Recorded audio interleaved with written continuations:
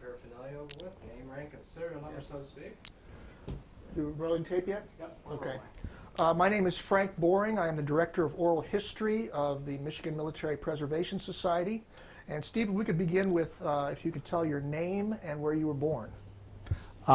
Stephen Anthony Janicki.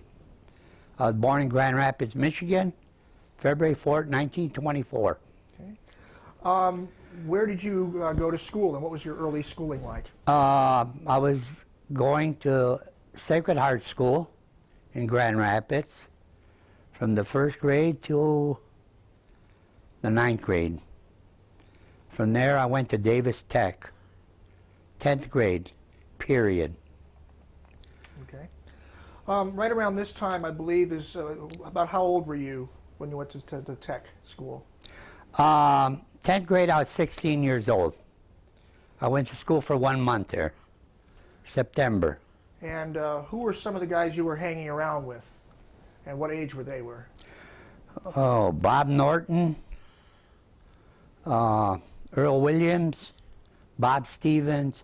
They were all 17, 18 years old.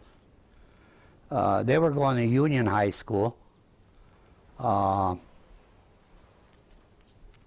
And they belonged to the National Guard. And was this something that appealed to you?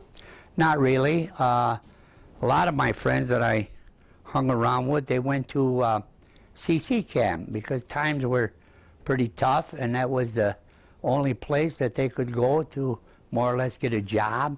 Government fed them and gave them a little spending money, which they sent home. What was CC camp? Civilian Conservation Corps.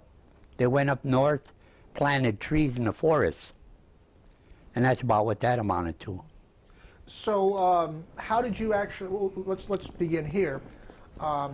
When did you first started thinking about the National Guard? What I caused think that? maybe in July, because the fellas that I told you that I was hanging around with, they were in the National Guard, and they were getting ready to go to Camp Grayling for 2 weeks. And to me, camp sounded pretty good.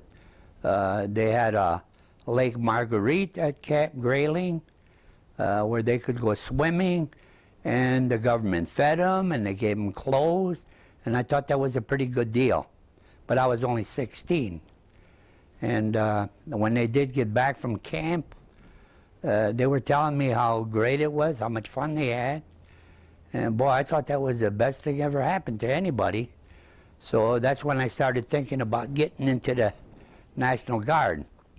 They also told me that there was a swimming pool at the Armory. And if I signed up or got in, I could use the swimming pool anytime I wanted to. And for an indoor pool at that time, man, that was a luxury and a half. So they finally got me in there. I signed up on October 12th, 1940. That was on a Friday. And the fellas that helped me get in, they figured if I signed up on a Friday and once I signed the papers, Saturday and Sunday came along, nobody bothered about it because they all wanted the weekend off, so I was in. So I did. I signed up on Friday, and I figured I was in. By Monday morning, we were mobilized. So there was no way they were going to kick me out because they were short on members, men, and I think they were glad to have people come in. They never checked, and they never worried about my age. Well, two things. One, what was the reaction of your family that you were joining up? Kind of went over their head. I don't think they realized what was happening. There was no response. It was just as, you know, it was hard times. It was still kind of depression-like. Well, if you were 16 years old, did you look 16? I don't know. I don't know how to answer that one.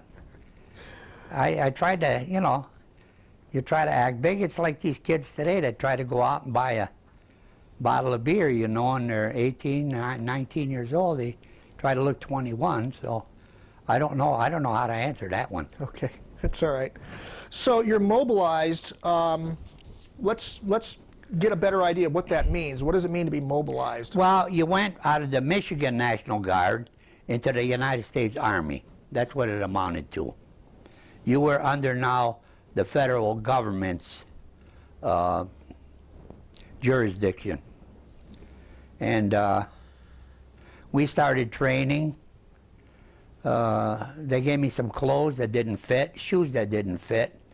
And we went, we used to go up to Lookout Park. That's up off of Division Avenue. And we used to train there, march, close order drill, and the usual stuff. And I think we did that for a couple of weeks. And then they start making plans to ship out to Louisiana. Now, this is for more formal training, like the real basic training, or is there... Well, the close order drill is generally what the Army, or I think any military service does right from the beginning. Teaches you coordination as a group. But it was the basic training. Mm-hmm. So now you're being gathered up to go to Louisiana. Were these the friends? These are guys that you grew up with in this group? Yes. Yeah. I was in the same company that with the people that I hung around with mostly, you know, all except the older ones that were, you know, married, or anybody that was 19 or older. They were out of my class. Mm-hmm.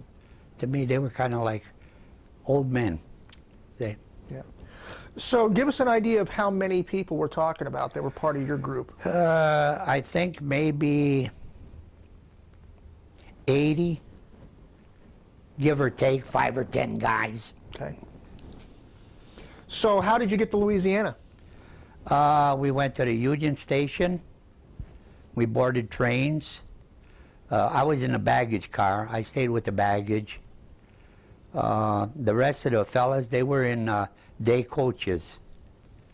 And I think it took us, I don't know, hard to recollect, maybe 2-3 days. Okay.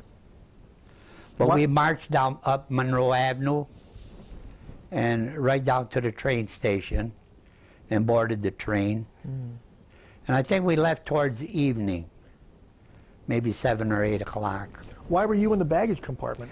You know, we took the baggage when the guys dumped their stuff and everything. Uniforms, blankets, all our equipment. That was all thrown in a baggage car. But why were you there instead of in the front with the rest of the guys? There were a few more with me. The lowly ones. I was a dog face. They didn't call them dog faces then, but that's what you were considered, the lowly one. So you arrive in Louisiana. Try and describe for us what you found when you got there.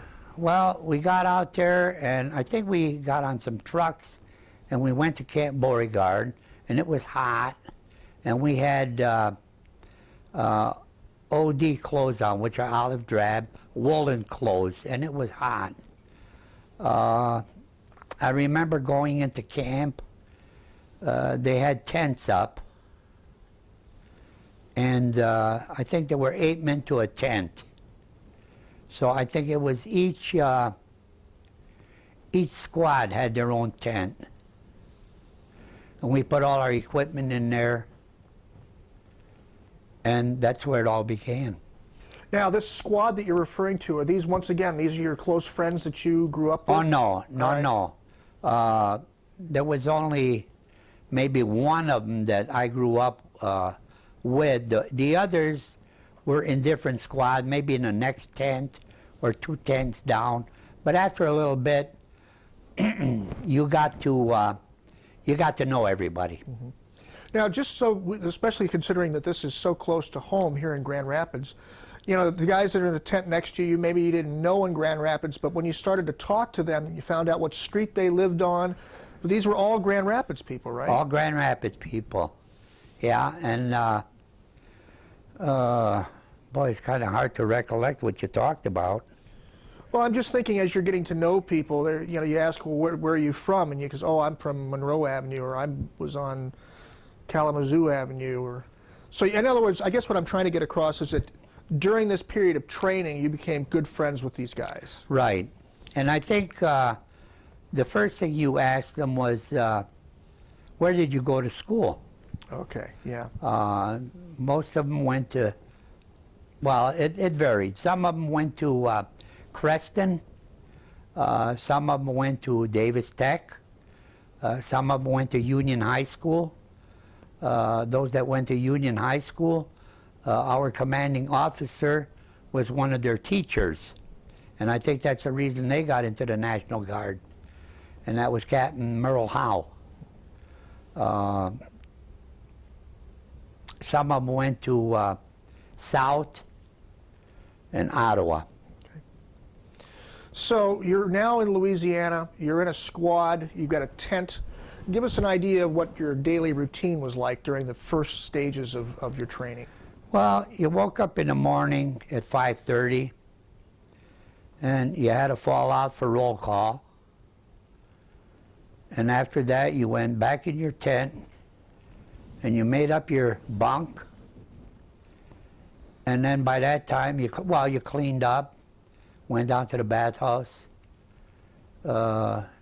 you washed. I can't say shave because I didn't shave. I was just going to say that you didn't mention shaving. No, I didn't shave. But you cleaned up, and then you went back to your tent, and you waited for the mess call. And then we went and eat breakfast. And after breakfast, we had about maybe half an hour or so. And then we fell out as a company, and we had backpacks, our rifles, and we went on. We went out in the field to drill. Okay. And that was more or less normal for the time we were there. How would you describe this training? What kind of training did you have? Well, the training, it was more or less something based on what the officers went through World War I. Nothing about trenches, but you know, you kind of ran and zigzagged as if somebody was shooting at you, and you hid behind trees, and you crawled on the ground.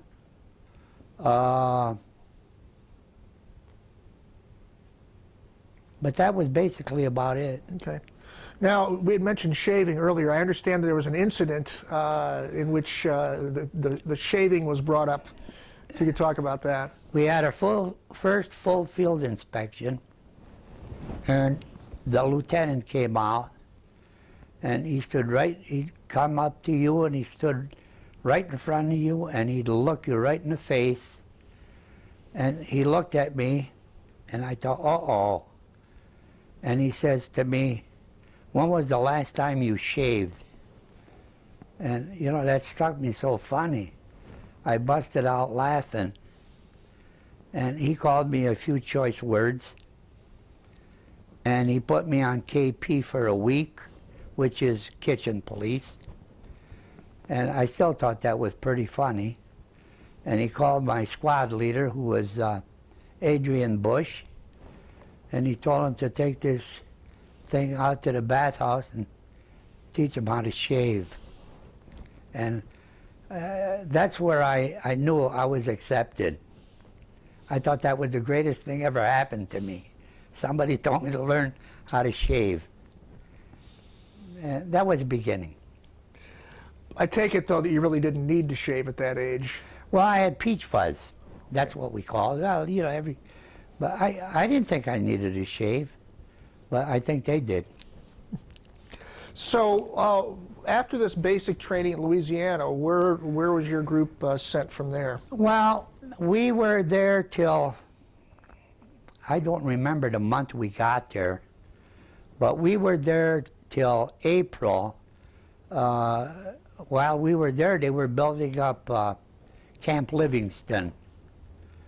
And we went from Camp Beauregard to Camp Livingston, which was actually much better than Beauregard. We had gas stoves in our tents. The tents were elevated off the ground. We had wood floors. And there we got our first bunch of draftees, people that were brought in on the first draft.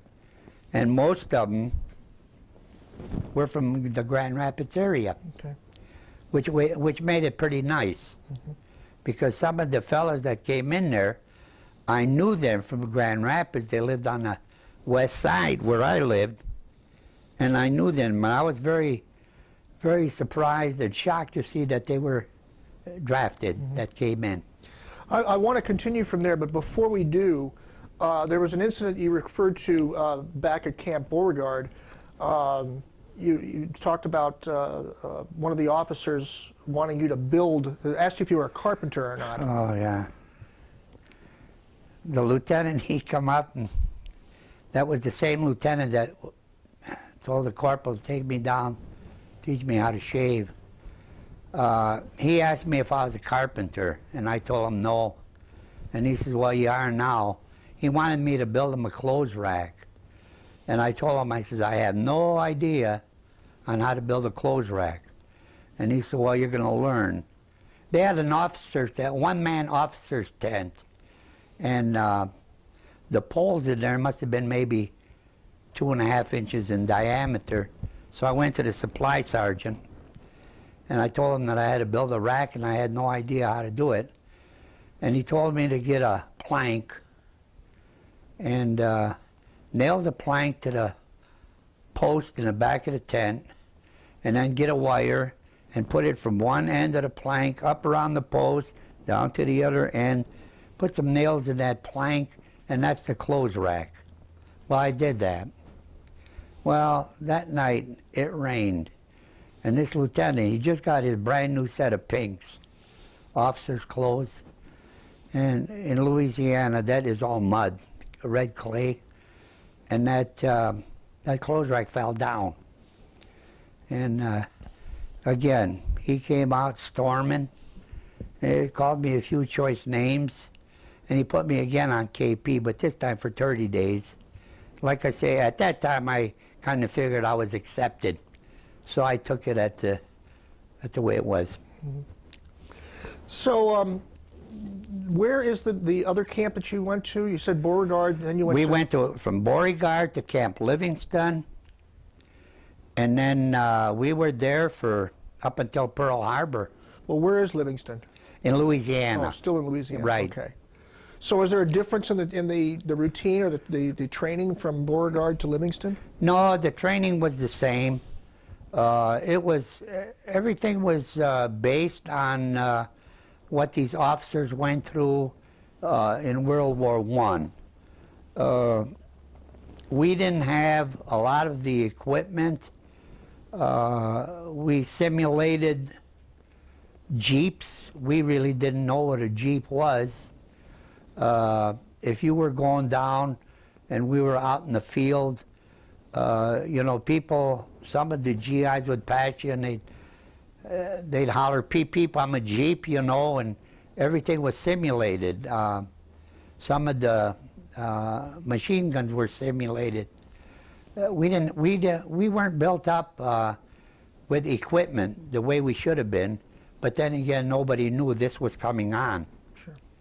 But everything was pretty much based on what these officers went through World War I, minus the trenches. You need some water? Please. Yeah. All right, so we're at Camp Livingston, and you said that the training is pretty much still the same, World War I related tactics and whatnot. What happened on Pearl Harbor Day? What was your reaction to that? Well, the week before Pearl Harbor, they had a convoy going to New Orleans. So anybody that wanted to go could go for the weekend. We left on a Friday, and we were heading out to a school in New Orleans. And one of the friends from our company, his dad lived in New Orleans. So we went in a convoy, and we stayed at his place. He lived over an oyster house in French Quarter. But we were there for the weekend, had a good time.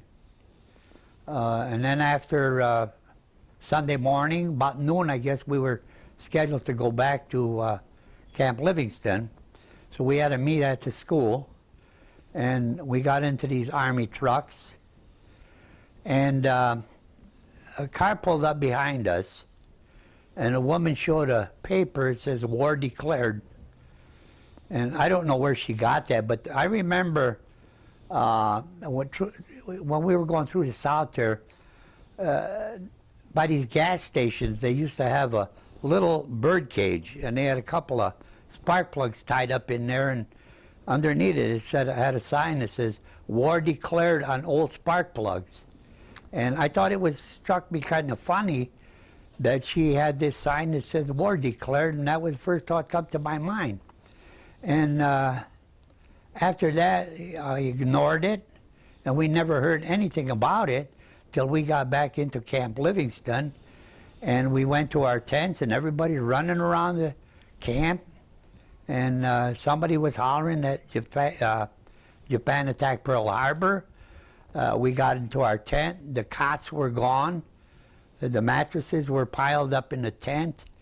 We were told to get our stuff and meet at the company street, and we got into trucks, and we went into I don't even remember the town, but we were guarding a lake that supplied the water to Barksdale Field, and we were there, I think, for a couple of weeks. At that time, I drove a truck, I come back into camp and took the meals that were cooked at the camp over to the fellas at the lake, and they ate, and then I brought the stuff back, and I'd be taking their meals to them. Where'd you learn to drive? At home. We had a 1927 Buick, and my dad walked to work, and he left the car home. And at times I sneaked off and drove the car. Okay, so I was just thinking, a 16-year-old and already driving a truck from the lake and back and all that. That's pretty amazing. What was the mood like amongst your group? Quiet, somber. Maybe a lot of guys were in deep thought. To me, I had no thought one way or another. To tell you the truth, I don't think I could figure out what was going on. I thought, if anything, that we would be sent someplace to kind of stay in the country, and never thought about leaving the country. That was the farthest thought from my mind. Did you have any information about the devastation of Pearl Harbor? Did that have an effect? Did a lot of Americans died there? Not at that time. I don't think we got too much of that. All we knew was it was bombed, and I don't think it was really stressed. There wasn't no TV or anything. Everything we heard was over the radio. And then when President Roosevelt got on, and next day, and he declared war on Japan, talked about a lot of devastation, a lot of killings, and that was about it. So you actually heard the speech live? From Roosevelt, yes, on the radio. I remember him saying, "This day will live in infamy." I think at that time he spoke to Congress. Everybody was glued to the radio, but you know, it was still far away. I know it was our territory, but it wasn't that close to home. What was the next major change? Where did you go from Well, Livingston? we were told that if we got Foot Lockers to send them home, which we did. We took them all over someplace, I don't remember where, and they were going to ship them out for us. And then we were going to Fort Devens, Massachusetts. We were going to go. Our thoughts were that we were going to go to Europe. And a lot of the troops went by train. I, with others, went in a convoy. We moved our trucks. I drove a truck with another fella by the name of Claire Earlywine. It was a gasoline truck. We were the last ones in the convoy, because in case the truck ran out of gas, we supplied the gas.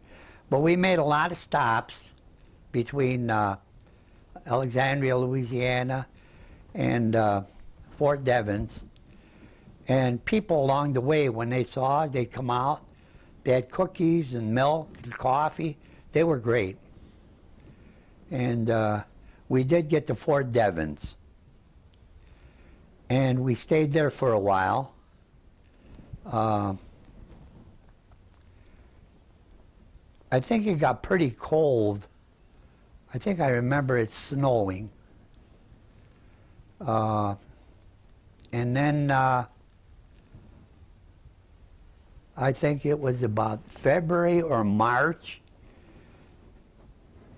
We moved out of there and we got on trains and we were heading out for California. Now, were you already formed into companies by this time? Were we what? Were you already formed into companies? We were all companies. Okay, what company were you with? I was in Company K, 126th Infantry. Okay, all right. So, where in California did you end up? The Cow Palace, and that is still there. I think that was the greatest trip I ever experienced. All the cars that we traveled in were sleepers. We had porters that lowered the berths. They did the berths for us. When we woke up in the morning, they came back and they raised the berths up. Oh, they treated us like kings, and that was quite an experience. Well, where in California did you end up?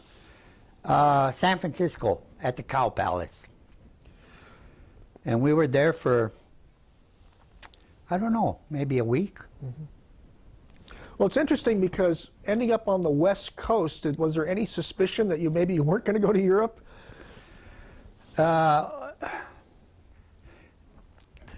Well, we knew we weren't going to go to Europe, but then again, we didn't know where we were going. Europe was out of the question once we left Massachusetts. And going to California, you know, I don't know, I thought maybe we would be more or less guarding the coast. Never had any idea that we're going overseas. So when did you find out you were going overseas, and what was your reaction? Well, we got on trucks and they took us to the pier, and there was this luxury liner, the SS Lurline. And man, we looked at that, and that's a huge ship. And it was white. We were the first troops that boarded it. There was still no thought about where we were going. We knew we were going overseas. But as far as combat, I don't think we gave that much of a thought, because we didn't know where we were going. We could have been going to some place that yet was out of the range of the Japanese or something. We never give it a thought that we're going someplace that we were going to be fairly soon into combat. When we got on the Lurline, man, that was luxury. They still had civilian cooks on there. The swimming pool was just being drained of water, and they put bunks up in there. And our company, we slept on a fantail.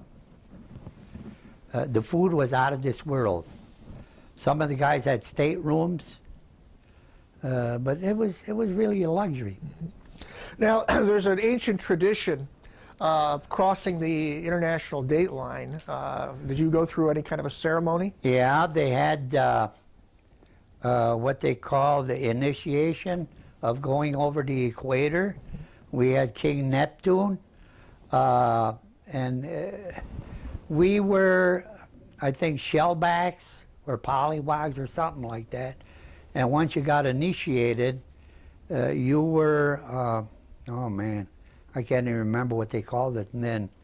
But we had guys that were walking around in grass skirts, and they painted them. Some of them had their hair shaved off their head, and it was just really a crazy time. It was, I think it was worse than, or I should say better than Mardi Gras, because when you have something like that and you're on land or at home, you know, you don't want to look like a complete idiot.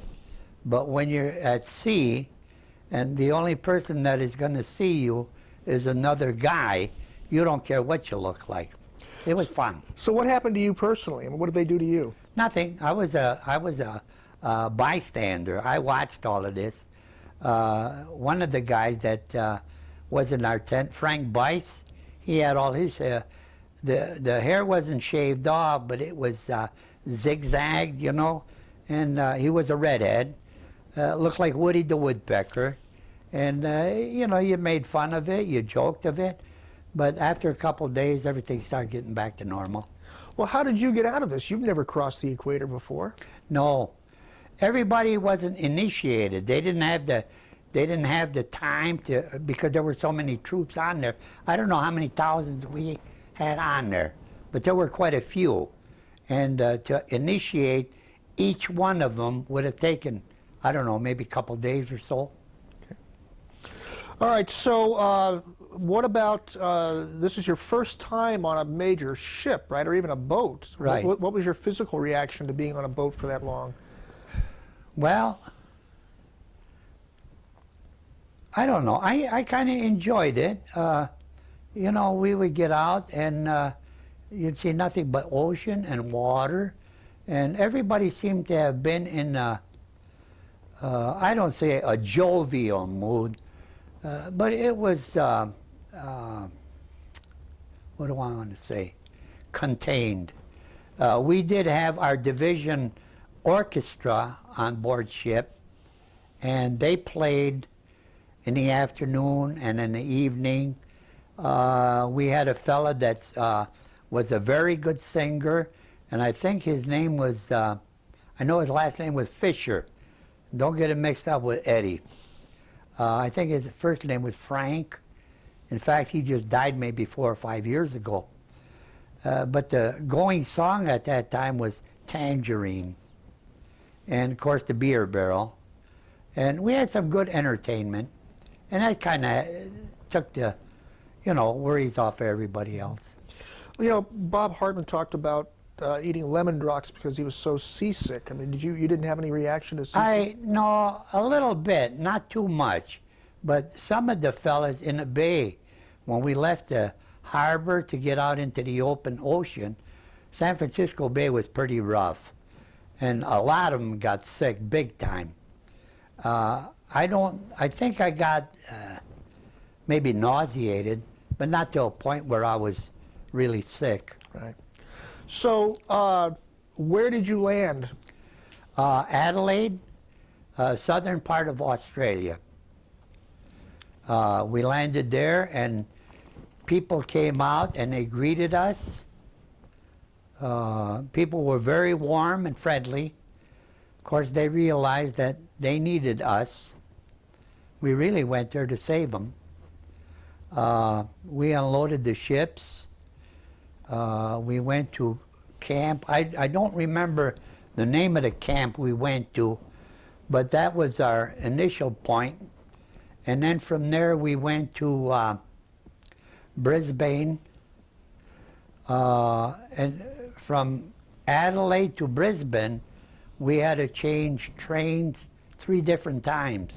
They had 3 different gauges of railroad. I think That's the way that government operated. It was like going from Michigan to Ohio. The minute you hit Ohio border, they had a different gauge railroad. You had to get off here, take off all your equipment, put it on the next train, and go to that one.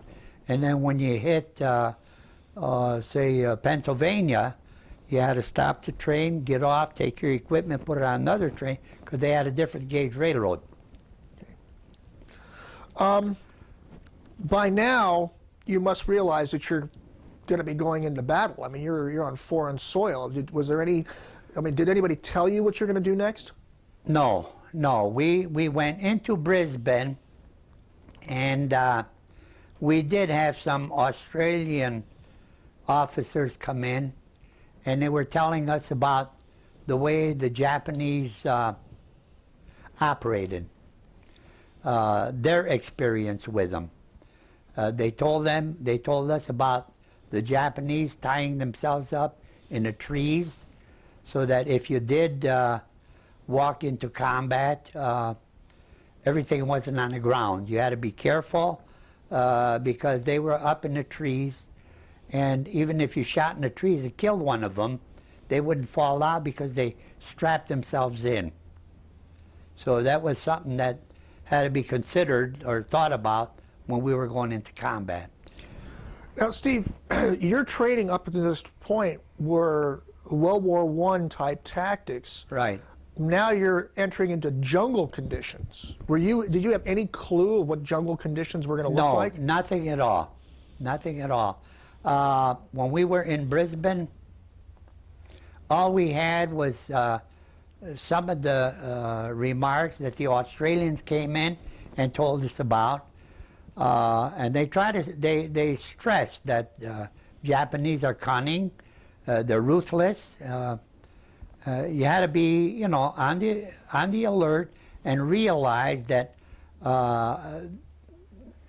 they are in trees. I mean, this was the initial point, because when you go into combat, you're scared, and at the first burst of fire, your first thought comes, they're ahead, they're in front of you.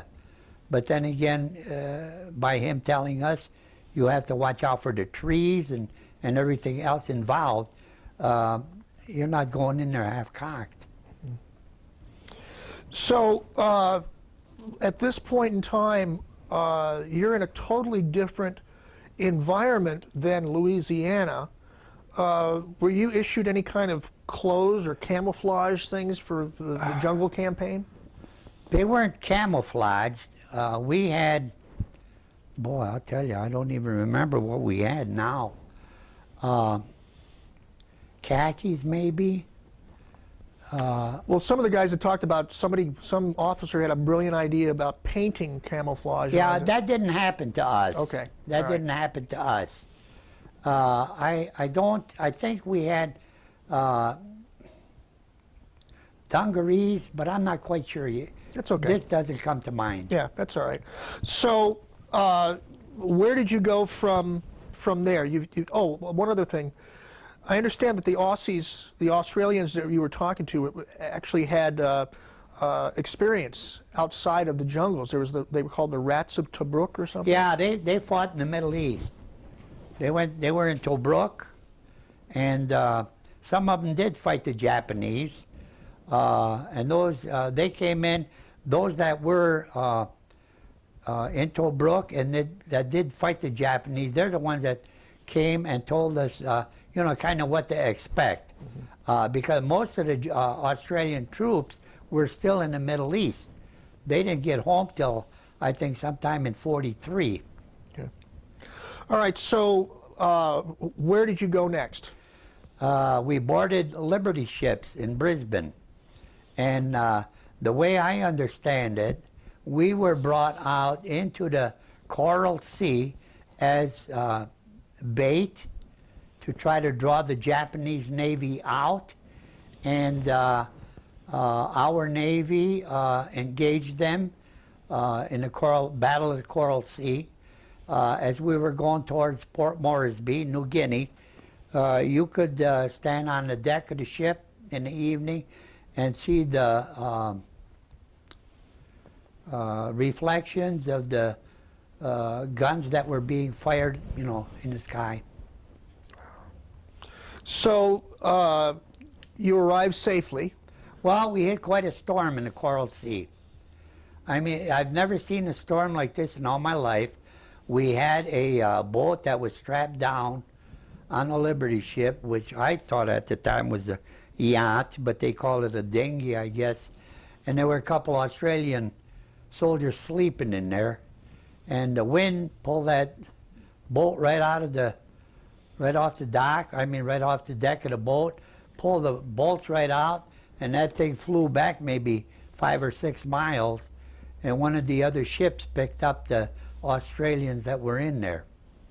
But it was quite an experience. So where did you arrive? Port Moresby. And what did you find there? There wasn't too much there. There were some GIs there, but I don't remember if they were ours or Australian. The first thing I remember as we were getting off the ship was there were a couple of bombers that were up in the sky, and I don't remember whether they were Japanese or whether they were ours, but I think they were Japanese, but there was no firing going on. And we moved from there to someplace about maybe 20 miles, I would say north and west of Port Moresby. And at any time were you informed as to where you were going or what you're going to be doing?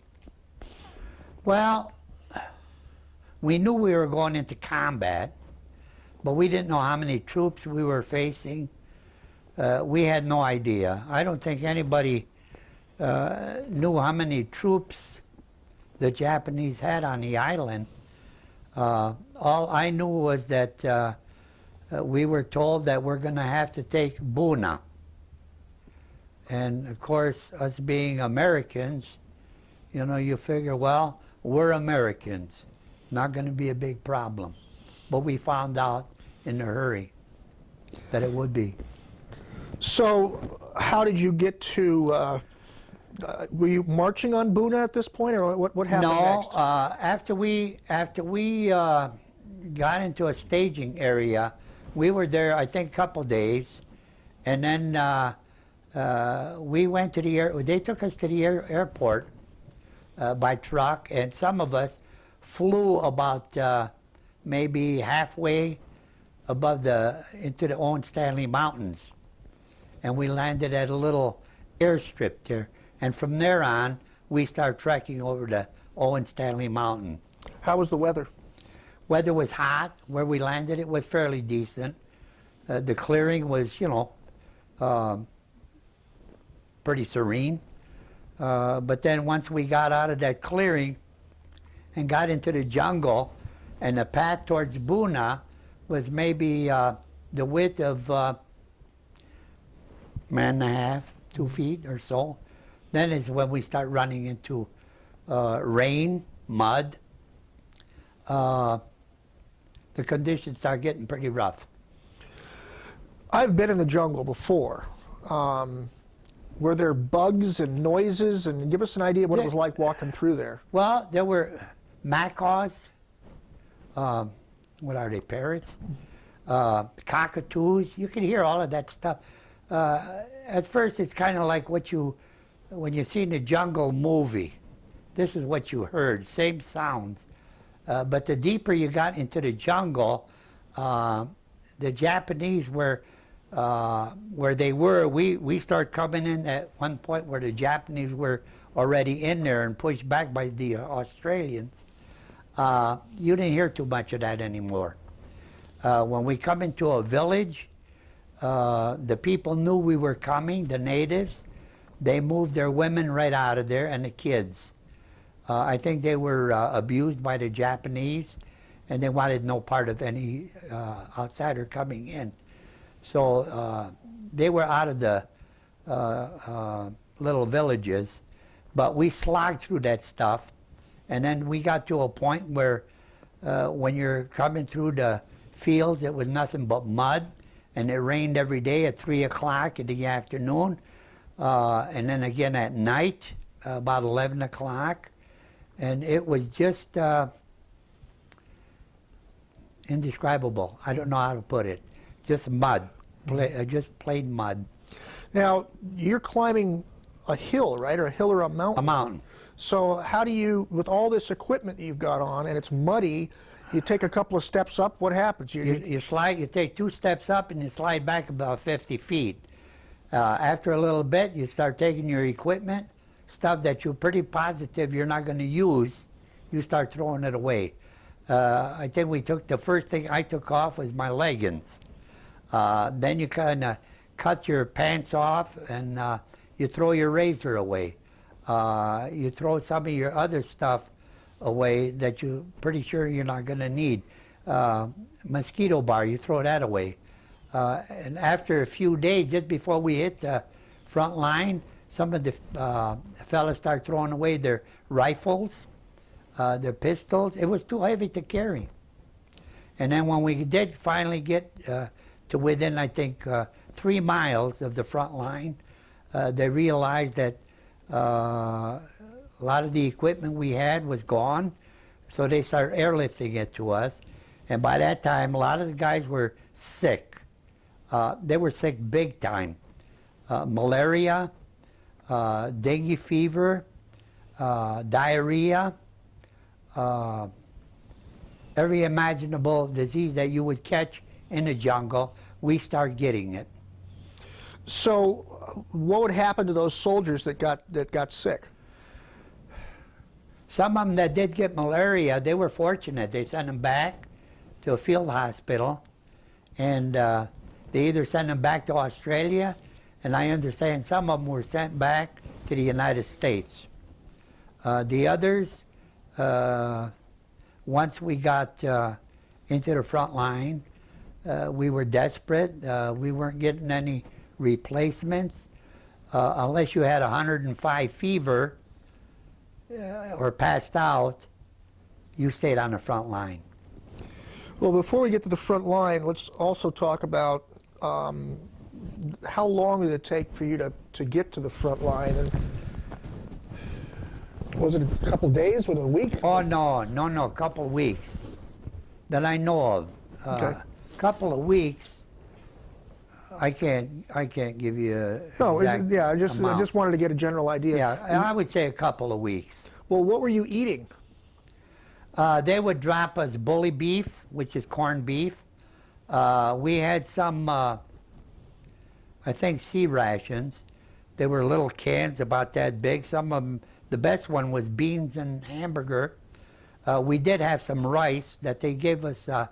Each of us, I think, had a handful of rice, and they told us that when we stopped for the evening, we could build a fire, and we'd cook up our rice, and we'd share it. But you couldn't build a fire because everything was saturated with water. So the rice didn't do us any good. The corned beef that they dropped us, a lot of guys got sick on it. It was actually putrid. What about fruits and bananas? And No, nothing like that. We did, after a little bit, we did see some banana trees. You want to have Excuse some me. water? Please. Yeah. Feel free to interrupt at any time to get a drink of water. We did see some banana trees, but they were all chopped down, not by machetes, but by machine gun fire. There were no fruits. So, when did you first, I guess, what was your first indication that you were nearing the front lines? Did you hear machine gun fire? Did you hear guns? How did you know you were right there at the front lines? Well, I don't remember hearing any gunfire. If I'm not mistaken, I think we heard some artillery fire, and then we start walking. There was a clearing, and when we got out of this clearing, we walked into the jungle, and we followed this path, and then that's when all hell broke loose. That's when we knew we were in big trouble. Some of the guys that walked in there never knew what hit them. We weren't in there maybe 3-4 minutes, and we lost quite a few guys. There was no screaming, there was no hollering. We were dumbfounded. We didn't know what to do. We actually didn't know. We knew we were in a fight, but we didn't know what was happening. We didn't know which way to go, right or left, straight or back or whatever. But after a little bit, you start thinking, and we know we're in big trouble. So we're running for cover. We're firing as we're laying on the ground. Then you start realizing you're thinking about what the Australians told you. They're not only in front of you, they're above you. So you start shooting into the trees that are, up, hoping you got some of them. And at one time, the Japanese would fire, or they would shoot off fireworks. And the fireworks would land behind you, and that would, that scared the hell out of you because you didn't know whether they were behind you, in front of you. It was quite an experience the first day. It's hard to describe this kind of battle, because if you were in Europe, for example, you have an open field and you see there's guns ahead of you and you see the soldiers out. What was it like in your type of battle? I mean, could you see the guys to your right and your left? Could you see anything in front of you? What was your field of vision like? Limited. You could see somebody maybe 2 feet away, but the jungle was so overgrown. If they got about 4 feet away, you had to make sure that it was them that you were trying to, that you knew they were on either side of you, but you weren't sure. You had to be awful careful that you didn't kind of lose your senses and start shooting at anything that's moving, because after a little bit, the least little movement, you're raising your gun and you're shooting. I have walked through the jungle many times, never in combat, but in Boy Scouts, and it can be a pretty noisy experience of trumping through, because it's Right. not like you have a path there. Right. So kind of give us an idea of what the sounds were like at this time. You hear rustling leaves around you and bullets going off? Well, you don't hear so much of the rustling leaves. You hear the bullets going off. You hear some hollering. Somebody probably would holler, it's coming from the right or it's coming from the left. So you kind of start shooting wherever the voice is coming from. And then if you're moving along, you had to watch out because this was all swamp. And if you stepped over, say, a log, and you fell into a hole and you were in mud and water up to here, you're wondering, how am I going to get out of this? And you certainly don't want to let go of your rifle because that's the only thing you got for protection. But you do, you turn around, you try to crawl back out. And overall, I would say it's just instinct. You're doing anything to keep yourself from getting killed. And if you have to just dunk into your neck into this swamp and whatever, you do that to give yourself a push to get yourself up over the stump or whatever it is that's laying there. And then you're, I don't know how to finish that. Okay. Was there a point, you say in terms of instinct, was there a point where you could tell the difference between the sound of your guns and their guns? Well, their guns, you could tell if they were firing their rifles. The .25 caliber had a kind of a snap to it. Our guns, it had a hard bang. you could tell the difference between our rifles and their rifles.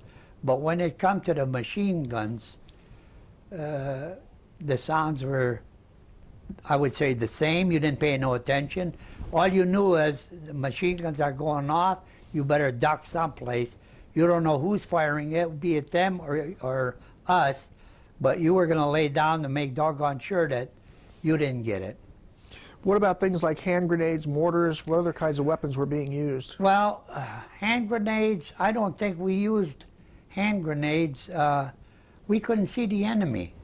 We didn't know where to throw them. I do understand that some guys would throw a grenade if they did see the Japs, you know, wherever they were, and the Jap would pick it up and throw it back at them. That I heard of. I haven't seen it. I haven't done it. I don't know. Did you ever see a Japanese? Couple of them.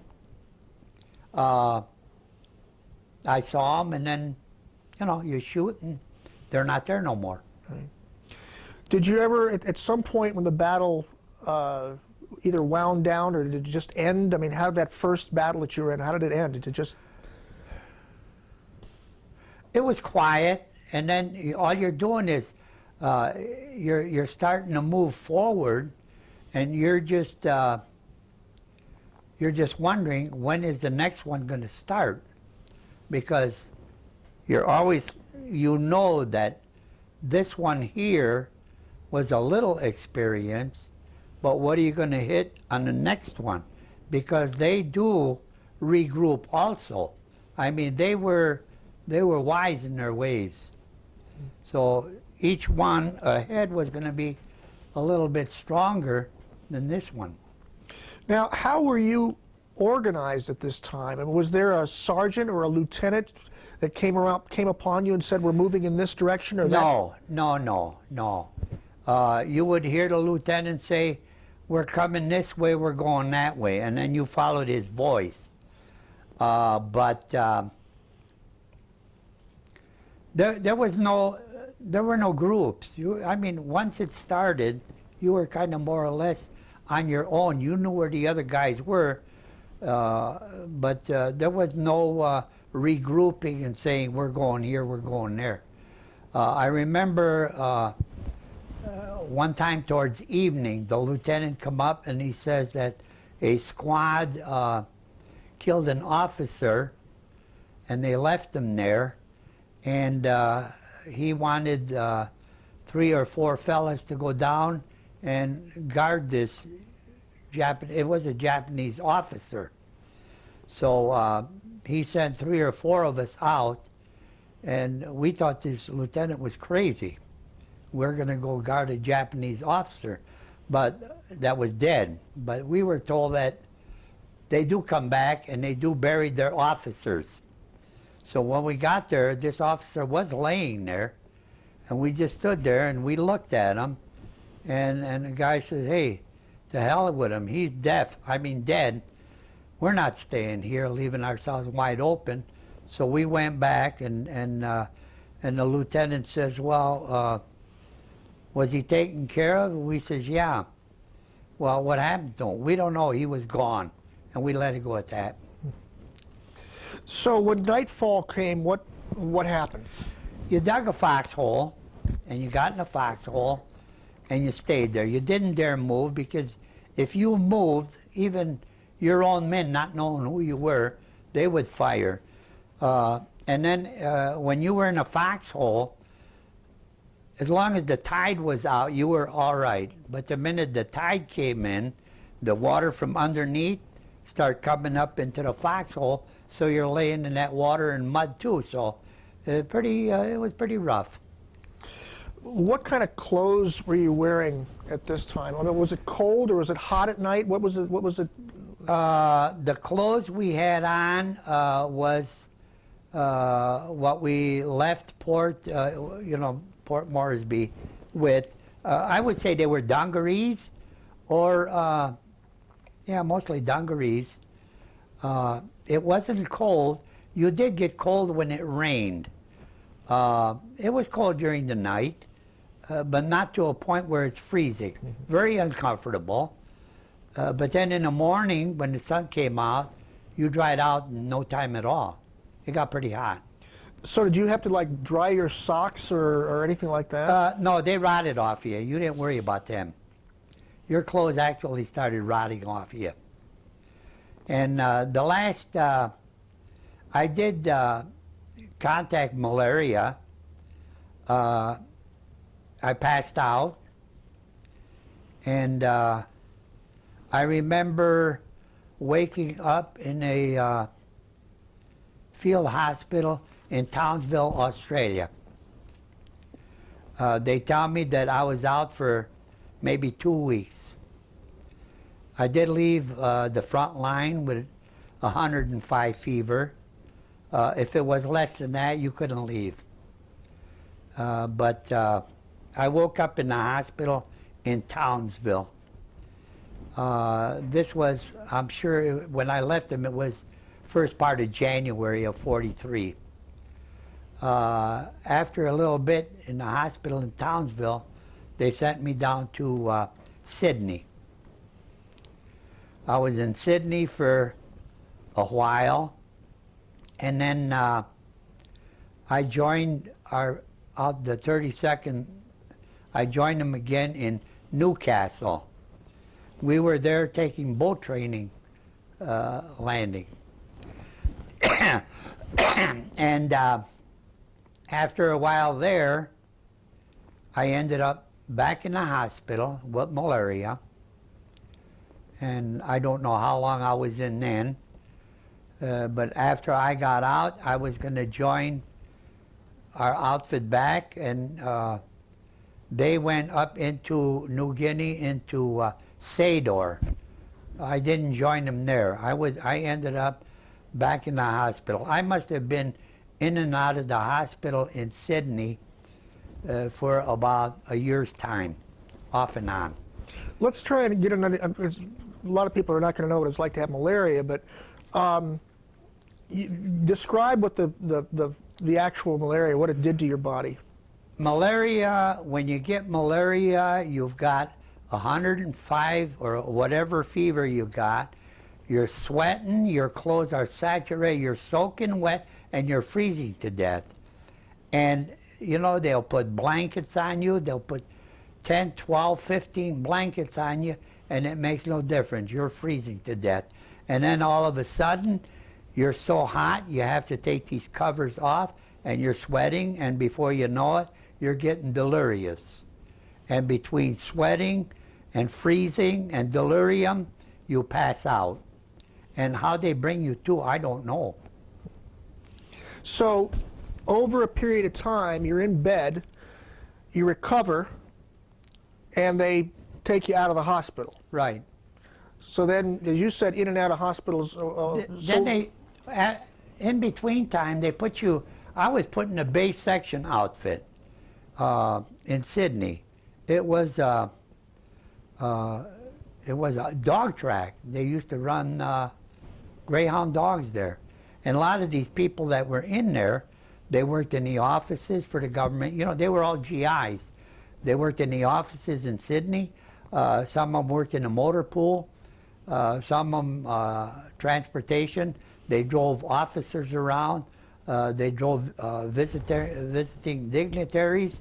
After a little bit, they put me in the motor pool, and I worked in the part where they painted the automobiles. If they had an accident with them, they had a body shop. The guys repaired the things, and we repainted them olive drab. And between that and back to the hospital, and back here and back there, it was a kind of a regular routine. Mm-hmm. You'd work for a while, and you got sick and ended up in the hospital. So the sickness would come upon you gradually, or would it come upon? Oh, it'd come on. It didn't come gradually. It came on. When it came, you started shivering, and you knew it was coming on. Mm. And by the time they got to you, you were really more or less out of it. Mm-hmm. Just jumping ahead, how long did that, after the war, how long did you continue to have that? I think I ended up in the hospital or I should say, I didn't end up in the hospital here. I had malaria once, but it was no place near of what it was when we were overseas. And after I had it in Australia, and I got into the motor pool there, and after a little bit, I felt that I was doing pretty good, so I kind of requested that I go back to my outfit. I don't know why. I think a man's a damn fool to do something like that. But they were starting to send men home on points. And I don't even know how they figured out their points, but if you had enough points, you were next in line to go home. So I thought, well, if I go back to my outfit, I should have more points than some of the replacements that just come in there. I might be able to get sent home. So I went and I joined them out of New Guinea, and we made a beach landing in Morotai. Okay, so why don't you describe that? Because you said you'd had some training, beach training already. Yeah, we had beach training then. We got on these LCIs, landing craft infantry, and there was very little opposition on Morotai. So that was, I don't say it was a piece of cake, but it was something that when the ramp dropped and you got off and ran on the shore, you made it. There wasn't that much fighting there. We were there for a while, and then we boarded Liberty ships again, and we went over to the Philippines. And we landed at Leyte. We got off the Liberty ship in Leyte, landed in island of Leyte, and I went up to the little town of Tacloban. There was a pineapple plantation there. By this time, the jungle is entirely different from New Guinea. It's no more jungle. These are pineapple plantations and bananas, coconuts, and whatever. But I ended up in pineapple plantation, and after about a week of fighting there, again I got malaria. And they took me back to the field hospital, and they treated me, and I started feeling pretty good. So I went along the beach there, walking around, wondering what my next move, what's going to happen to me. And that's when I saw 3 LCIs coming in. And 2 of them, as they neared the shore, they went like this. They left a great big stream, you know, that wake and everything. And this one come in straight. And they dropped the ramp. And 2 guys, and I looked, and it was MacArthur. 2 guys grabbed him, and they were going to take him off that ramp and put him in the water, and they almost fell over. Another guy had to come back and steady MacArthur, and they figured the water was too deep, so they got him back on that ramp, and he went back on into the LCI, and they backed up, raised the ramp, and they brought him back in, and they got closer, and they lowered the ramp, and 2 of the guys brought him out, and they set him down in about a foot of water, and he he put his glasses on, he put his pipe in his mouth, and he says, "I have returned." And some of the guys, well, where in hell have you been? At that time, I just turned around. To me, it made no difference. The man led us into slaughter in New Guinea, and a lot of guys didn't have any respect for him at all. And I went back to the field hospital, and the doctor came up, and he says, "How you feeling?" And I told him, I says, "You know," I says, "I'm sick and tired of this whole damn thing." And he says, "Boy," he says, "you're kind of," I forget how he said that. And I says, "Well," I says, "I've been here a long time." And he says, "How long have you been here?" And I says, "Well, I've been here since, I think it was September of '42, and I told him that I fought in New Guinea and Morotai, and he says, I think you've been here quite a while. He says, I'm going to make some arrangements for you. And I come down with malaria again, and they got me on a hospital ship, and I left the Philippines on a hospital ship and landed in San Francisco. And from there, I went to, on a train, well, I went to, what was that, Letterman General Hospital? I think that's the one that's in San Francisco, Letterman. And I was there for maybe a week, and then they sent me over to Camp Atterbury. And when I got in Camp Atterbury, they right away said that I could go home on furlough. And I got home. I landed back in the States, I think is maybe the first week of January or second week. And then I got home, it was, I think, the last day of January. And I went into a bar on Coldbrook and Ionia, Kelly's Bar, and I said, I'd like a shot and a beer. And the guy looked at me and he says, I can't serve you, you're not 21. I was going to be 21 in 4 days, February 4th. So he says, if you want anything to drink, you go upstairs, the refrigerator is full, help yourself. I don't want to drink that way, I want to drink with these people. But, you know, you let it go at that. And then my birthday was February 4th, and my sister was going to bake a cake for me, and she had no sugar. So I went to a little food store on the west side, about 2 blocks from where we lived, and I bought 5 pounds of sugar. He sold it to me. You needed coupons, but I didn't have any. But I bought 5 pounds of sugar, and it cost me $10. But I was glad to get it. And she made me a birthday cake, and that's when things started to get a little bit better.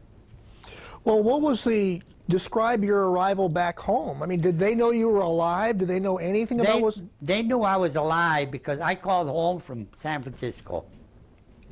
I told them I was home. I was on American soil. I don't know when I was going to get home, but when I get home, I will call you or something to that effect. And when I left Indianapolis on a train, it was day coach, and we were pulling into the Union Depot in Grand Rapids. And I knew nobody was going to be at the depot for me, because my daddy was working in a furniture factory. My mom was home. My older sister, she was working defense plant, which was applied arts. I knew there wasn't going to be anybody there. So when the train slowed down, instead of getting off on this side to go through the depot, I jumped off this side, and I walked over Fulton Street Bridge. I walked up Fulton Street, and I just kind of took my time. I looked around, cried, and I got home. And when my ma saw me, she cried, I cried. That was about it. Steve, in your study there, you've got several medals, and one of them is a Bronze Star. Was there a ceremony that you got, or did it just come in the mail? No, all these medals that I got, I had to go through the Legion in order to get them. It took me about 4 years to get them. I had to write to Department of Records in St. Louis, and then I got quite a few letters back from them stating that they had a fire there and they couldn't find my records, and I had to go through a board, and then as they were getting all of this stuff together, I did have some I had statements from officers from the 32nd here in Grand Rapids that were with me, you know, going through the islands, verified that I was with them and fought with them in these different places. And we sent all of that back into the Department of Records, and they sent all my medals to me. There was no ceremony. Why did you win the Bronze Star? I think for being there, That was enough. that was enough, I guess. Yeah. One of the questions I always ask towards the end of an interview is, what do you personally feel you accomplished out there?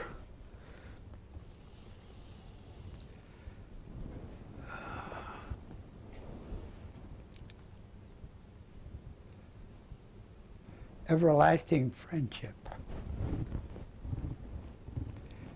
You never have friendship like this any place. The people you fought with, people you live with. We know each other better than their parents know them or their wives, even till this day. You have a lot of faith in them, you have a lot of trust, you have a lot of respect. And I think that's all the guys want, is respect. Steve, what do you feel you personally got out of this experience when you came back? I mean, you obviously you were a 16-year-old kid when you went there. Yeah.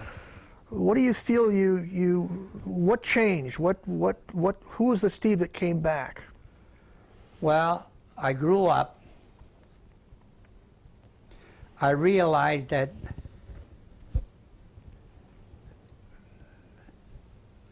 you're not as cocky as you were when you were home.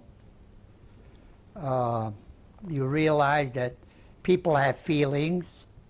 You have to watch out how you approach people.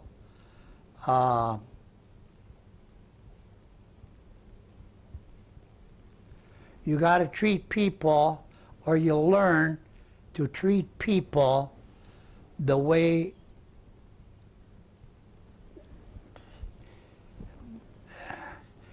in short, you don't want to hurt people. You want to treat them the way you would like to be treated, and you have to realize that there are so many different people in this world, different religions. You have to respect their religious beliefs. And I think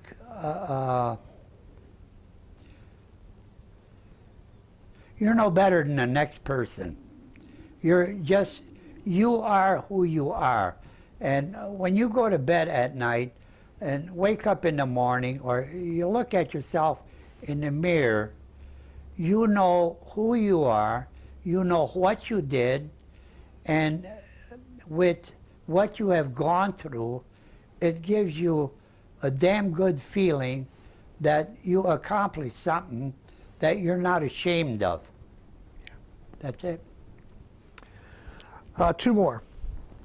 Recently, the Michigan Military Museum hosted a seminar at the Great Lakes History Conference, and several of you had a chance to actually get up in front of an audience, and I just wanted to hear your reaction to that. That's the first time you guys ever got up in that kind of a situation. How do you think the audience responded, and how did you guys react to the response? Well, I think that's a good thing that happened. It brought back a lot of memories.